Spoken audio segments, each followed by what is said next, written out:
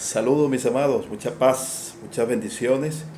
Bueno, por acá estamos, ¿verdad? Nuevamente con los estudios que gracias al Señor ha puesto en nuestro corazón el querer como el hacer y darle continuidad al estudio del libro de Génesis. Hoy, bueno, entramos en el capítulo número 3, agradeciendo nuevamente al Señor su gracia, su misericordia y por supuesto el Espíritu Santo, ¿verdad? Que es quien nos guía a toda verdad. Así que mis amados, estemos atentos como siempre les digo de estos estudios porque creo que va a ser de mucha ayuda y bendición para nuestras vidas. Así que, bueno, damos gracias a Dios por este tiempo maravilloso que Dios nos permite y adentrarnos pues al estudio del capítulo 3 de Génesis. Bueno, el capítulo 3 del libro de Génesis, para algunos expositores, ¿verdad? O bíblicos, consideran que el capítulo 3 es el más importante. Es el más importante de las escrituras. ¿Por qué? Porque en el capítulo 3 acontecieron una serie de circunstancias que si ese capítulo no estuviese, o esos acontecimientos del capítulo 4 al 11, hubiera un espacio totalmente vacío. Dice que alrededor del capítulo 3 gira el contenido de las Sagradas Escrituras.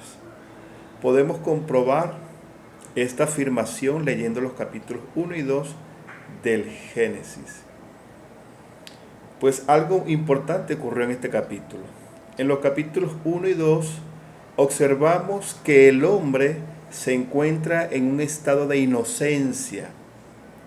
Todo es allí perfección y hay una relación de comunión entre Dios y el hombre. Pero en el momento en que comenzamos a leer el capítulo 4 y continuamos hasta el capítulo 11, vemos que existen los celos, la ira, el asesinato, la mentira, la maldad, la corrupción, la rebelión y el juicio. Y surge la pregunta, ¿de dónde provino todo esto? ¿Cómo empezó? ¿Dónde se originó el pecado? En realidad, estrictamente hablando, ¿verdad? Al parecer no se originó allí, aunque en lo que se refiere al ser humano, aquí es donde comenzó, con relación al ser humano. Recuerden que bíblicamente conocemos que antes de que el hombre cayera, hubo en los cielos alguien que cayó.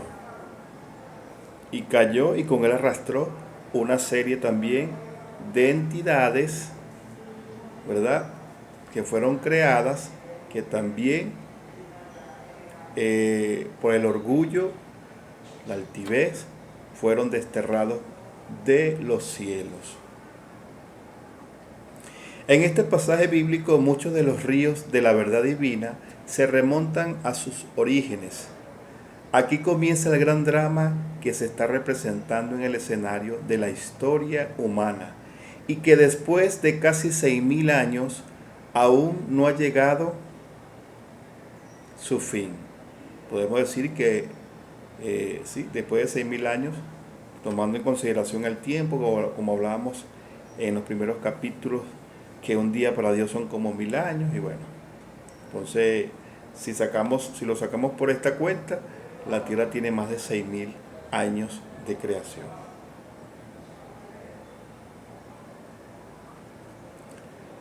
Aquí encontramos la explicación divina sobre la actual condición caída y ruinosa de nuestra raza. Aquí aprendemos acerca de las estratagemas o engaños sutiles de nuestro enemigo, el adversario, el acusador. Ustedes saben quién es. Aquí contemplamos la impotencia total del hombre para transitar por el sendero de la justicia sin contar con la gracia divina. Aquí descubrimos los efectos espirituales del pecado y al hombre procurando huir de Dios. Aquí discernimos la actitud de Dios hacia el pecado culpable o hacia el pecador culpable, corrijo, hacia el pecador culpable. Aquí observamos la tendencia universal de la naturaleza humana de cubrir su propia vergüenza moral por medio de obras realizadas por sus propias manos. Aquí se nos enseña sobre la provisión, misericordia que Dios ha hecho para hacer frente a nuestra gran necesidad. Aquí comienza el flujo de eventos proféticos que corre por todas las Sagradas Escrituras. Aquí aprendemos que el hombre no puede acercarse a Dios a no ser que sea a través de un mediador. ¡Wow! Qué interesante, ¿verdad? Toda esta meditación acerca del capítulo 3, que mucho quizás lo hemos leído, pero no nos habíamos dado cuenta cuán importante es el capítulo 3 y lo que allí aconteció. Porque él depende todo lo demás, porque fue allí donde el hombre cayó. Dice el verso 1, para dar inicio al capítulo 3, y la serpiente era más astuta que cualquiera de los animales del campo que el Señor Dios había hecho, y dijo a la mujer, con que Dios os ha dicho, no comeréis de ningún árbol del huerto. En primer lugar surge la pregunta, ¿por qué la tentación? Si volvemos a los capítulos 1 y 2, vemos que el hombre fue creado inocente, pero no justo. ¿Qué es la justicia? La justicia es la conservación de la inocencia ante la presencia de la tentación. En efecto, la tentación producirá una de dos consecuencias. Te desarrollará o te destruirá. El jardín del Edén no era un invernadero en el cual el ser humano estuviese protegido como una planta. El carácter debía desarrollarse y solo podía hacerlo ante la tentación. El hombre fue creado como un ser responsable. Él era responsable de alabar a Dios, dándole gloria, de obedecerle, servirle y de someterse al gobierno divino. El hombre no se creó a sí mismo. Ninguna creencia afirma eso, sino que Dios le creó. Y Dios no fue arbitrario en las condiciones o prohibiciones que estableció. Él le había dicho al hombre que no debía comer del árbol del conocimiento del bien y del mal, y que si lo hiciese, en ese momento moriría. Dicho árbol no era el único del jardín del que podía alimentarse.